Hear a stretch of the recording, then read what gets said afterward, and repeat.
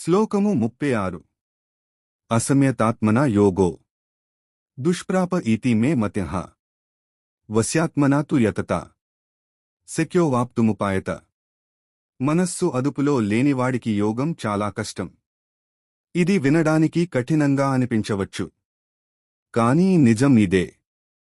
మనస్సు ఎటు పోతే అటు వెళ్ళిపోతూ మన చేతిలో లేకపోతే మన జీవితంలో శాంతి ఉండదు, ఏ పని చేసినా తృప్తి ఉండదు.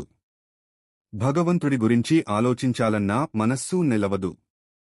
మనస్సును అదుపులో పెట్టే ప్రయత్నం చేసేవాడికి యోగం అసాధ్యం కాదు, సాధ్యమే.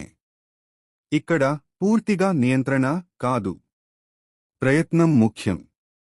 అనవసర ఆలోచనలను తగ్గించడం, కోరికలకు వెంటనే లొంగిపోకపోవడం, మనస్సు తప్పిపోయినప్పుడు తిరిగి తెచ్చే ప్రయత్నం, ఇవే యోగానికి మార్గాలు.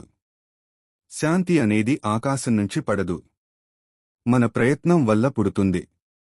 మనస్సు మన మాట వినడం మొదలుపెట్టిన రోజే యోగ జీవితం ప్రారంభమవుతుంది. శ్లోకము 37 అర్జున ఉవాచ అయతః శ్రద్ధయోపేతో యోగాచ్చలితమానస అప్రాప్య యోగ సంసిద్ధిం కాం గతిం కృష్ణ గచ్చతి. ఇక్కడ అర్జునుడు ఒక ప్రశ్న అడుగుతున్నాడు. ఈ ప్రశ్న మనలో చాలా మందికి ఉన్నదే. ఒక మనిషి నమ్మకంతో మొదలుపెట్టాడు, యోగం చేయాలనుకున్నాడు, కాని మధ్యలో మనస్సు జారిపోయింది, పూర్తి సాధన చేయలేకపోయాడు. అలాంటి వాడి పరిస్థితి ఏమవుతుంది కృష్ణా?